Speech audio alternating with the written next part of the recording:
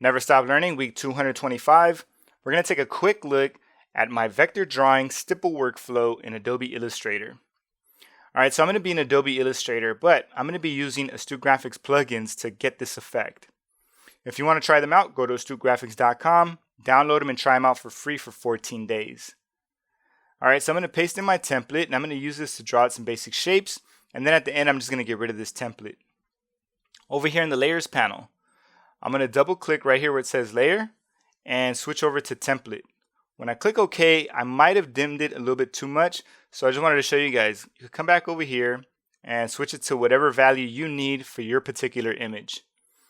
All right, I'm going to create a new layer, and on layer 2, this is where I'm going to be doing my drawing.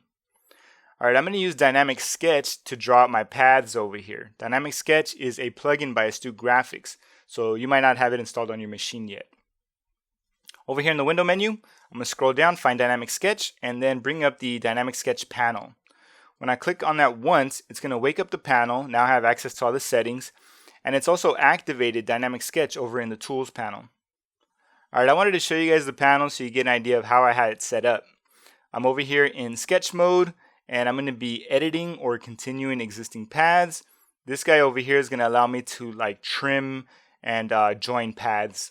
All right, over here, this is the accuracy. I have it set to 5, and the smoothness is set to 50%. This is pretty much how it is by default. Next, this is where we would control how we're going to lay down our strokes. Because I'm not going to be creating any strokes, I'm just going to be building shapes. I'm going to leave this guy set to none. All right, I'm going to tuck this guy away so I can just see my artboard a little bit better. And before I start drawing, I want to set up my swatches. So I'm going to activate the fill over here in the Swatches panel. Notice I got my grayscale over here, but mine has these little global swatches corners showing right there. Now, the reason I have it set up that way is in my workflow, I like to draw out my luminance values first. Then I'll colorize everything afterwards. Because I set everything up with global swatches, it's going to help me do that a lot faster. I also use another plugin called Phantasm by Astute Graphics, but I'm not going to be using it in this project. But if you want to try it out, you can go check it out. All right, so I need a good midtone here. So I'm going to go with this guy right over here. And this is what I'm going to use to draw out my base. Now, when I'm drawing, I work from the back and work my way up. And that's why I'm just doing the entire form first. All right, so I'm going to zoom in a little bit and just start drawing this guy out. So click and drag, going along this way. And for the most part, I try to go clockwise. Sometimes I forget, but I try to do it when I remember. And you don't have to follow your template exactly.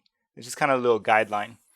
All right, well, right away, one of the things that I like is I don't have a ton of anchor points over here. And notice I just have my anchor points in the tangencies. So that's one benefit from working with Dynamic Sketch. Now let me zoom back out a little bit, and I'm going to bring up my Dynamic Sketch panel. You could also increase the accuracy, and you notice now it's starting to follow along how I drew this initially. All right, so let me back off on this a little bit. No, it looks like 8.5 is what I need. So I'll tuck this guy away and then continue drawing. So that's another advantage of Dynamic Sketch over the pencil tool. When I play around with the sliders in the pencil tool, I have to redraw to see what I'm going to get. Over here with Dynamic Sketch, everything is happening in real time because it's dynamic. All right, so let's zoom in over here in this section. All right, great. So I want to create a little trim here. I have that feature activated, so I'm going to click and drag.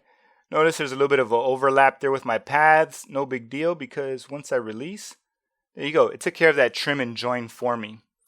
I'm going to zoom back out. I don't want to be too close because then I have to do a lot more drawing.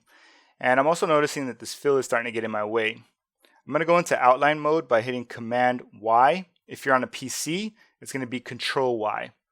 All right.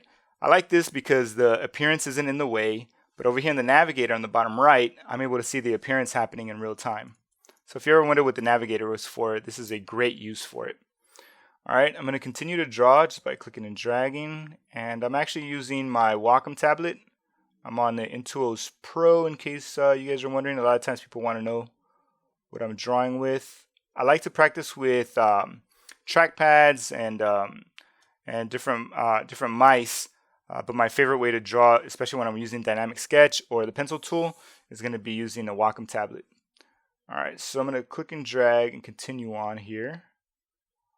Oh, and by the way, it's an Intuos medium. Sometimes people want to know what size they should get, and I think it depends on your screen size. I got a pretty large screen, and medium works great. When I'm on the road, I use a small. All right, there we go. I'm just going to continue to trace this guy out this way. All right, I'm going to create a little bit of a trim, and then release. All right, now I just want to join these guys. So click and drag. Notice this little chain. When I release, it's created a closed path for me. Now when I zoom out, you'll notice that, again, I didn't follow this thing perfectly. Like over here, I'm a little bit out, but this part doesn't really bother me.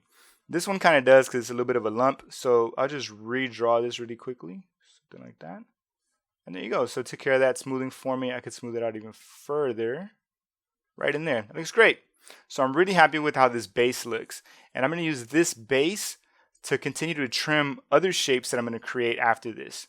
Over here in the navigator, you see we got this nice gray banana. So let's create this highlight over here at the top. I want to deselect my artwork, so I'm going to hit Command-Shift-A. For you PC users, it's going to be Control-Shift-A. All right, now back in the Swatches panel, I was using this for my base. So I'm going to create a highlight. I'm going to go with the brighter gray and just draw this guy out. Now, while I'm outside of my shape, I really don't care about my drawing too much. And so once I get inside, then I'm going to start being more careful. So now I'm following the template. I'm going along with this shape. And I'm going to go just beyond right over here. Now that I'm outside, I really don't care about this part. I'm going to close my shape. There we go. All right, now I'm going to show you guys something that I'm going to do throughout this entire project. All right, so I'm going to select this by Command, clicking and dragging, and then release. What Command does is while you have it pressed, it temporarily brings up the last selection tool you used. Because the regular selection tool was the last one I had activated, it was able to bring that one up. Now if I had the direct selection tool last, it would have brought that one up, which wouldn't have helped me out. So this guy was activated and I was able to select these two paths. Now I'm going to bring up Shape Builder by hitting Shift M. Now Shape Builder wants to add stuff. It wants to weld shapes together. That's why you see this little plus symbol next to my cursor. I'm going to change the behavior. I'm on a Mac, so I'm going to hold down Option. For you PC users, you're going to hold down Alt. So click and drag and then release. All right, cool. So now we have this little highlight going on over here. If I go into preview mode, you see there's two shapes. All right, so I can select each one and you see there are two different shapes there. All right, so let's undo that. Go back into outline mode. Next, I want to draw this other guy over here. Now it's not as bright as this one was. So let's go back off on this a little bit. Maybe go down to this guy. Bring up Dynamic Sketch. And then just start drawing this piece out. So I'm going to come back in here because this is going to be a separate piece itself. So click and drag. Create a little point. Come back in. Now when I'm drawing this type of artwork like this, I'm squinting my eyes because it kind of helps allow me to see these shapes that I wouldn't normally see just with my eyes regular. All right, I'm going to close off this shape. There you go. So yeah, when I squint, I'm able to see this highlight a lot easier. All right, so Command, click and drag, Shift M, Option, click and drag, and it's gone. All right, great. I like this piece. This is looking good. Now, if I wanted to continue to add a lot of detail, I would create these other shadows and stuff like that. But just to save time, I'm going to take care of the stem next. I'm going to do most of the detail over here. All right, so let's reposition this guy. Zoom in a little bit. There we go. Grab Dynamic Sketch, and I'm going to deselect my artwork. So Command-Shift-A. I want to create this color over here. So this one's darker than my base. Back in the swatches, remember this was the one we used for the base, so I'm going to switch over maybe 2 spaces. All right, so I've got this guy in here. Now I'm just going to click and drag. All right, I'm on the outside, so I'm not really too worried. But now that I come inside, now I'm starting to pay attention to what's going on. All right, now I'm really looking at it. And now that I'm outside, I'm not worried. I come back, close my path, and release. All right, let's select the artwork right in here. Shift M is going to bring my shape builder. Option, click and drag to get rid of the parts I don't need. That looks pretty good. Command Y and deselect. This looks great. I got a little bit of a problem in here that I need to fix. I wasn't prepared for that, but I'm glad it happened so then I can show you guys how to fix it.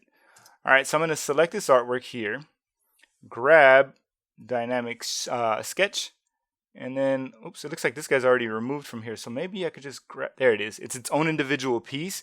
So what I did was I hit the A key to grab the direct selection tool and then just delete it. All right, this part I do like. I like that I have a little point set up there. Command 1 is going to bring everything to 100%. If you take a look over here on the bottom left section, it shows 100%. And now I'm ready to continue adding some more detail here. Command Y is going to take me back into outline mode. And let's zoom in on here. All right, so I took care of this color. Notice this shape here. If you squint, you can tell this darker piece here. Now, this is in front of everything else. So I'm going to draw this guy last. It looks like I have these two pieces that are just behind it. So I'm going to draw these guys first. All right, make sure you don't have a selection. Upper left part of your screen, you'll see that. Activate the dynamic sketch tool. And then I'm going to create a darker shape over here. So I'm going to go a little bit darker right over here and click and drag to create this guy over here. All right, close out my shape and release. Let's select the artwork. Oops, notice I had my direct selection last, so let me just hit the V key. There we go, shape builder, option, click and drag, there you go. All right, cool, so that's the darker piece in there. Now let me create this highlight over here. Dynamic sketch, grab a really bright color, click and drag. There we go. Close off my shape. Select all my artwork. And then just get rid of the stuff that I don't need. There we go. Command Y is going to reveal all the extra detail we just created in there. So really, I just wanted to create some contrast going on there. And we could always make adjustments later once we get to stippling. All right, let's take a look at this guy over here. Command Y. Dynamic sketch. All right, I currently do not have a selection, which is great. And I'm going to go with this darkest color over here. Click and drag right along here and close out my path. Great. Select my artwork and then remove the stuff I don't need. This is looking great. Last and final shape, almost forgot about, is this big guy right over here. All right, zoom out a little bit. Now with dynamic sketch, I already have the color that I need. Notice over here in the bottom left section of the tools panel, I have a dark fill with no stroke. In the swatches panel, it shows me exactly which fill I have, so I'm good to go. All right, click and drag in here. And I'm just trying to follow this guy. Again, I'm doing that thing where I'm squinting my eyes a little bit so I could get an idea of which parts I really want to show up. All right, that actually looks good to me. So let's just close this guy off. All right, cool. All right, select the artwork, grab shape builder and remove the stuff you don't want. There it is. And then when I go into, there it is. That's everything we need. We got the darkest portion right over here. We got a little bit of midtones, just a bunch of cool contrast here. It's going to look great later. All right. So now we have all the basic pieces that we need for our banana. I'm going to hide this template because I no longer need it. I might use it a little bit later, but for now, I got everything I need. They are all individual pieces at the moment. So let me undo that. Let's select all of the artwork. I use the selection tool for that. And then hit Command G or Control G if you're on a PC. And that's going to group these guys together. So if I try to move one of these pieces, everybody comes along for the ride. And also when I apply the stippling live effect by Astute Graphics, it's going to actually react in a different way because I have it set up as a group. So this grouping is a vital step to creating the final effect. All right, before we apply the stippling, one thing I want to mention is look at all these extra anchor points we got when we were creating those pathfinding functions. All right, so Astute Graphics has a plugin to help you out with that. I've got Vector Scribe installed on this machine, and there's a tool inside of that that's going to help me out. So in the window menu, I'm going to scroll down and find the group for Vector Scribe. And the panel that I want to bring up is Pathfinder Panel. The cool thing about this panel, where there's a lot of amazing functions in here, but the cool thing is it's showing me how many anchor points I have selected on these paths. Currently, I have 174 points selected, and there's another tool inside of Vector Scribe. It's called the Smart Remove Brush. over here under the Path Scribe tool, Smart Remove Brush tool, and I got it activated. All right, so let me show you the settings really quickly. Because I'm on a Wacom tablet, I have access to pressure control tolerance. The way the tolerance works is if I have a higher value here, it's probably going to get rid of more anchor points and then distort my shape a little bit. So if I have a lower tolerance, then it's going to leave more anchor points behind, trying to retain the original shape. And the cool thing is this is controlled by the pressure sensitivity of my tablet. So when I'm pressing down lightly, it's going to remove less anchor points, and when I press down harder, it's going to get rid of more anchor points. All right, so I'll click OK to accept that. Remember, 174 points are selected. I'm just going to brush these guys away. I'm using like medium pressure, something like that. Going along here, I even get a preview of what my artwork's going to look like when I'm done. And when I release, it's got rid of a little bit more than 100 anchor points there. So it's really going to bring down the file size for me at the end. All right, so get rid of Path Scribe. I might need it again later, but anyway, now I'm ready to apply the Stipple live effect. The way you do that is you select your artwork. Don't forget to turn into a group. Go to the effect menu. Scroll down, find Stippleism. Remember, this is a plugin by Astute Graphics, so it's not native in Adobe Illustrator. And the live effect I'm going to go with is Stipple. All right, great. So with this guy set up here, actually, let me hit cancel. Sorry, I forgot. It's probably best if I zoom out a little bit, bring this guy over here. There we go. Now let's apply this live effect, because this way I can have the Stipple window up and I can see my artwork. Click on preview, and there you go. So this is the default settings for the stippling. And honestly, this looks fantastic. I'm already happy with how this looks, but I want to show you a couple of the general settings anyway.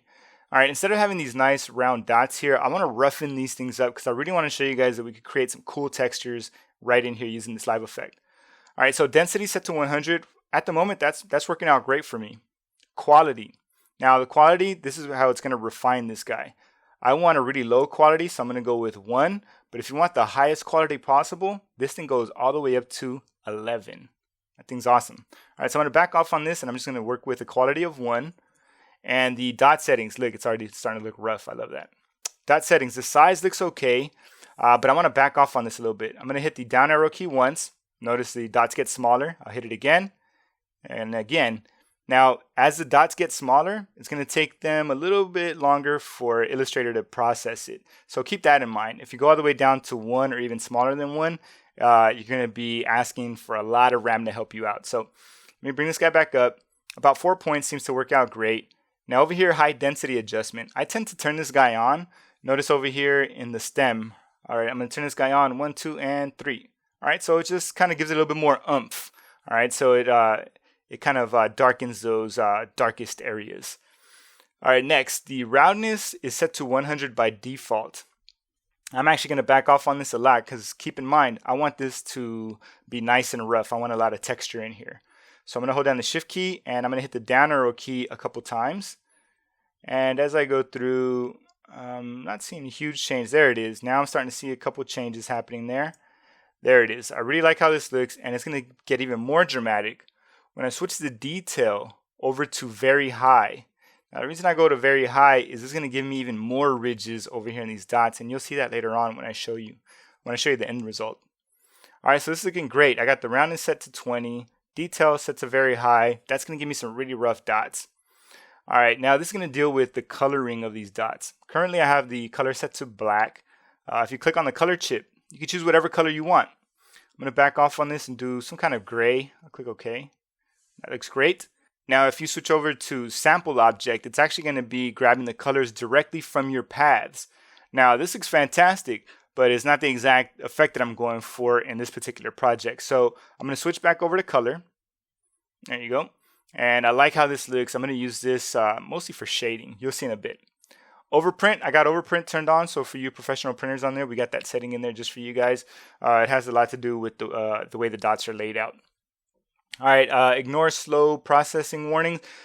You'll see that if you start asking a lot of this plugin, a warning will come up to let you know that this process is going to take a long time. Are you sure you want to do this? And you get a choice whether or not you want it to continue. I'm going to click OK to accept these settings, and this looks fantastic. Now, this is a live effect. So while I have my artwork selected, if I go into the appearance panel, I could always bring this guy back up and make some additional changes, which I'm probably going to do in a little bit. All right, so Command 1 to see this guy in at 100%. I'm going to deselect. This already looks great to me. Now, part of the reason I took the time to set everything up piece by piece is that I could come back in here and make changes to the individual sections. So if I hit the A key on my keyboard, I could grab this highlight and then just go with the brighter color over here in my swatches. Now notice I have less density now as far as those dots go, and that's fine. Let me undo that. I'm going to show you another one over here. I actually do want to decrease that a little bit so I could have more contrast going on in my banana. Now let's select this artwork, and I just want to talk about density really quickly before I move on to the next step. All right, appearance, stipple.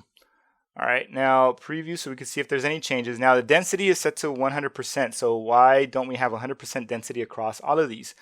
This is actually 100% density for that for the full strength value of that tone. So right here we have lighter colors, so that means there's less density of dots or less population of dots there. Over here where we were using black, that's where you see the highest density or the highest population of dots. So remember, stippling has to deal with density of dots. So that's how we're representing the tones as far as the density of dots. And all the dots are the exact same size. If the dots were to change sizes to represent tones, then that's a different thing. That would be half toning. All right, so I just wanted to go through all that technical stuff with you really quick. Try to break it down as easy as possible. All right, so the next thing I'd like to do with this is I'd actually like to have a yellow banana and use this as like the shading for it. So I'm going to create a stippled yellow fill behind this guy. So let me show you how I do that. Command C or Control C to copy it. Command F to paste it in front. Now the reason I'm pasting this guy in front is because I want to see the changes first and then I'm going to throw it to the back. All right, so over here under the window menu, I'm going to scroll through and I want to look for Pathfinder. That's going to bring up the Pathfinder panel for me. And I'm going to choose this option here for Unite. All right, clicking on that, it's going to unite this guy for me. And because we did a pathfinding function, look, we got a bunch of extra anchor points in there. You already know how to get rid of them, so I'm going to show you that next. I'm just going to grab this guy and brush away whichever ones I don't need. Just nice and easy like that. All right, let's switch over to banana color. So we'll go with yellow. This looks great. And now I'm ready to send it to the back. So I'm going to hit Command Shift left bracket. And it works with PCs the same way. So you would hit Control Shift left bracket to send it to the back. This is looking great, but I want that stippling effect. This doesn't really look that natural to me. So let's come back over here to the effect menu and see right here where it says apply stipple. I want to use that one. Even though it's not the exact settings that I want, the reason I want to use that one is because it's pretty close to what I need. All I'm doing is applying the exact same live effect that I applied to the previous object. Over here in the appearance panel, click on stipple. Now we can make some changes. I'm going to turn on preview. All right, remember before we were playing with the color? I'm going to switch over to sample object. All right, great. Now I got this yellow fill back here, but it's a stipple fill and I like that. All right, what I want to do is increase the size of those dots. So let's go up to, I don't know, about 6. Try that out first. This is looking really good. Actually, I'll go a little bit higher. Let's go to 8. All right, and the density, we could increase the density right there if we need to, maybe up to 110, 120, and it just really depends on what you're looking for. I'm trying to get rid of some of that paper, but I do want some of the paper to creep through, so maybe 130 is going to work out fine for me. I'll click OK to accept that, and there you go. Now, I'm pretty much done with this, but what I did want to show you guys is you could continue to edit this stuff even further. So if I bring back that template, remember we had this little drop shadow there. So let's pretend I forgot to add that drop shadow there. How do we edit this guy? Well, Command 1 to bring it into 100%.